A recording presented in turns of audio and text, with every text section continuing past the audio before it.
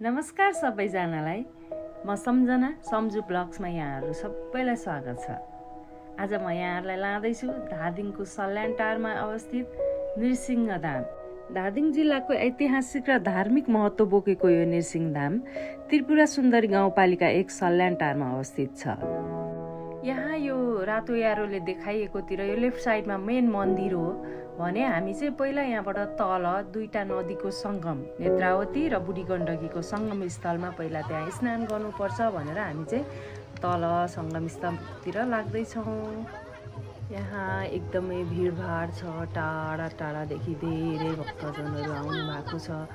अनि यति गर्मी छ त्यो भनेर साध्य नै छैन क्या, त्यो सोचेर साध्य नै छैन। यहाँ धेरै यो लाइनमा चाहिँ खाजाहरूको स्टल, पानी, फ्रुट्सहरू पनि राखिएको छ।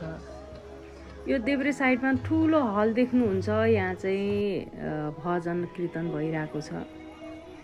यहाँ अहिले यो जेठको 1 गतेदेखि यो लास्ट 30 गतेसम्म चाहिँ 1 महिनाको महोत्सव आयोजना भएको रहेछ।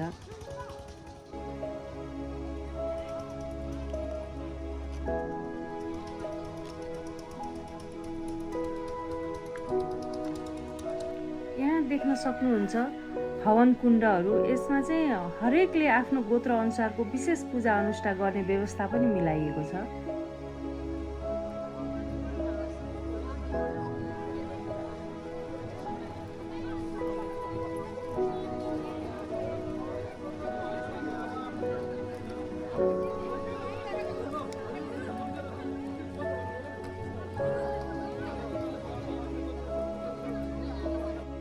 यही हो नेत्रावती र बुढी गण्डकी नदीको सङ्गम स्थल।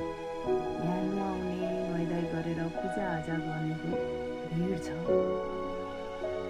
यो नृसिंहधामलाई आध्यात्मिक ऊर्जा र शान्तिको केन्द्र मानिन्छ। पौराणिक मान्यता अनुसार भगवान नृसिंहको पूजा आराधना गरिने यस क्षेत्रलाई सांस्कृतिक पहिचानको महत्त्वपूर्ण केन्द्रको रूपमा हेरिन्छ।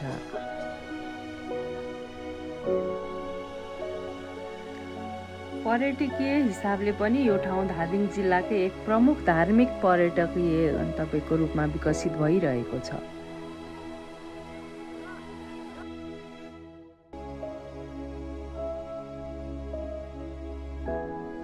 प्रत्येक 3 वर्षमा आउने मलमास वा पुरुषोत्तम महिनाको अवसर पारेर यहाँ विशेष मेला लाग्ने गर्दछ।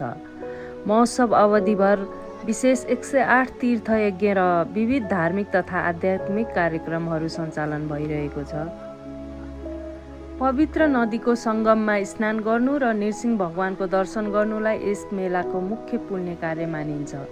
श्रद्धालुहरूले आफ्नो गोत्र अनुसारको विशेष पूजा अनुष्ठान गर्ने व्यवस्था पनि मिलाइएको छ। त्यसको लागि चाहिँ विशेष आफै बसेर पूजा गर्ने हो भने चाहिँ केटा मान्छेलाई चाहिँ पहेँलो धोती त्यहीँ उपलब्ध गराइने रहेछ भने महिलाहरूले चाहिँ आफूले नै सकेसम्म पहेँलो नभए अरू भए पनि साडी नै लाउनु पर्ने रहेछ। त्यहाँ यज्ञमा चाहिँ विशेष गोत्रको पूजा गर्नको लागि चाहिँ 2500 रुपियाँ टिकट काटेर गर्नुपर्ने रहेछ। नत्र भने चाहिँ आफूले ल्याएको त्यहाँ होम गर्ने सामानहरू दिएर थोरै दक्षिणा दिँदा पनि मिल्ने रहेछ।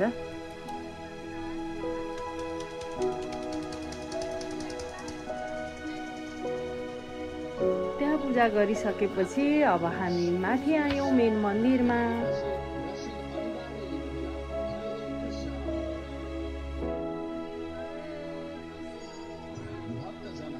यहाँ देख्न सक्नुहुन्छ भयङ्कर ठुलो मूर्ति जो नृसिंह अवतारको हो।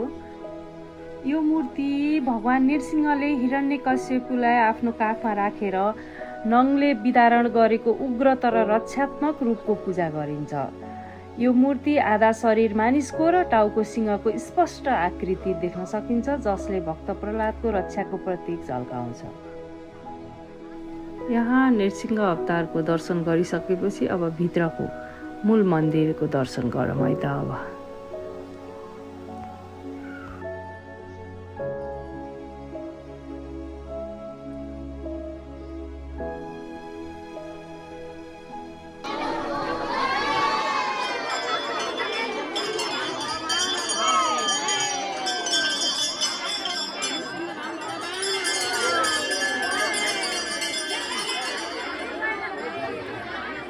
यहाँ दर्शन गरिसकेपछि नृसिंह अवतारको मूर्तिदेखि ठ्याक्क पछाडि सानो शिवलिङ्गको मन्दिर, शिवको मन्दिर, शिवलिङ्गहरू बनाएको छ। त्यहाँ पनि दर्शन गर्न नबिर्सिनु नि हजुरहरू जाँदाखेरि, राम्रो छ त्यहाँ पनि।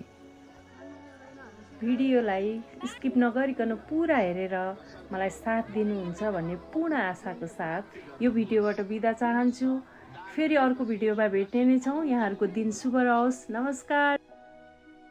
Hey,